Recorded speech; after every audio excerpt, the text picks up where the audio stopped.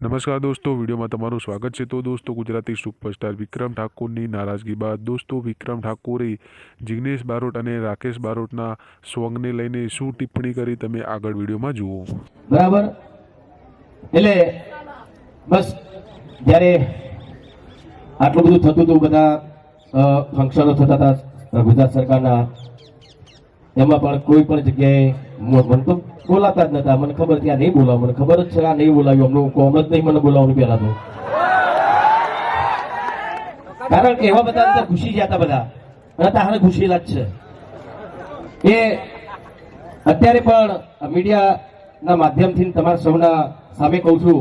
કે આ વસ્તુ જો હજુ પણ થઈ, આ પ્રોગ્રામોની વાતો કરીએ બરાબર, એમાં વચ્ચે જે ઘૂસેલા છે ને, જે આયોજકો, જે કદાચ સીએમ ને બી ખબર નહીં હોય, આ બધા પ્રોગ્રામ કરાવે છે, બીજા અમુક એક ટીમ કરી દીધી છે એમને, જે 10-15 જણાની હોય, કોઈ પણ પંથકમાં પ્રોગ્રામ હોય સરકારનો, ગવર્મેન્ટનો,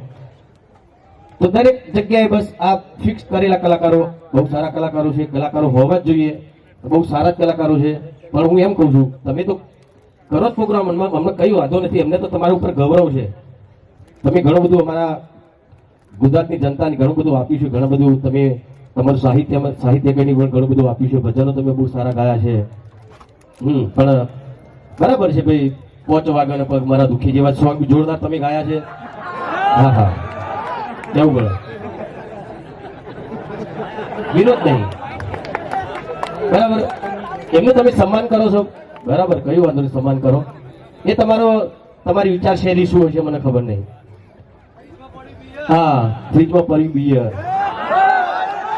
કોઈ કલાકારનો મને વિરોધ નથી, પણ કલાકારોને પણ કહું છું, હવે આપણા ગુજરાતમાં તો દારૂ બંધી છે, તો તમે આવા ગીતો કરશો તો યાર સરકાર તમને સન્માન કરે છે તમારું, આ કેવું કહેવાય યાર, એ કહું છું, કેવું કહેવાય? તમે નહીં માનો, જેથી ટાઈમે જય ચાવડા બહુ સારા સિંગર છે, એમણે એક સરસ મજાનું સોંગ ગાયું હતું, હાથમાંથી વિસ્કી વાળું, એ પછી એ સોંગ મને ગાવાનું કીધું, એ સોંગના જે રાઇટર હતા એમણે કે ભાઈ વિક્રમભાઈ, આ સરસ મજાનું સોંગ છે, જય ચાવડાએ ગાયું છે, બહુ સારું ચાલ્યું, તમે કહો તો તમારો સંવાદ મોટો છે તો વધારે મજા આવશે, વધારે લોકો જોશે ને વધારે સફળ થશે। ત્યારે મેં કીધું કે ભાઈ જો આવા સોંગ ગાવાથી સમાજ બગડતો હોય તો આવા કોઈ વ્યસનવાળા સોંગ હું જિંદગીમાં નહીં ગાઉં। ને અત્યાર સુધીનો રેકોર્ડ છે, તમે જોજો, મેં એવું કોઈ પણ સોંગ નથી ગાયું જેનાથી સમાજને ખોટી લાઈનમાં, ઘણા લોકો કહેતા હોય કે આ તો લવ સોંગ ગાય છે, ઓમ છે તેમ છે, રાધા રાધા કરે છે, ભાઈ એમાં કોઈ ખોટા શબ્દો છે? હા,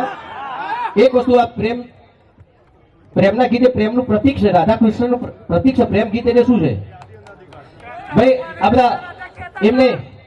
આ હિન્દી બધા ગીતો ગાઈ છે બધા, બરાબર, ઇન્ડિયન આઇડલ જોવો છો તમે, બહુ નાના કલાકારો, મારા જીગર કરતા પણ જીગર જેવા કલાકારો, મસ્ત સુંદર મજા, સાસોं की जरूरत कैसे जिंदगी के लिए, एक सनम चाहिए आशिकी के लिए, બરાબર ગાયું એને, તો એ ખોટું થઈ ગયું। હવે લવ સોંગ કહો કે તમે, અરે ભાઈ કલા છે, એ કલા છે, બરોબર, તમે કોઈ કુમાર શાનુને બોલાવશો તો ભજન કા છે? હા,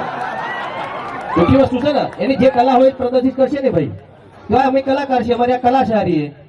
લોકગીતો કહીએ છીએ, સાથે ભજન પણ ગઈએ, સંતવાણી કરીએ છીએ, માતાજીના ગરબા પણ ગઈએ છીએ, સમાજ માટે, સમાજ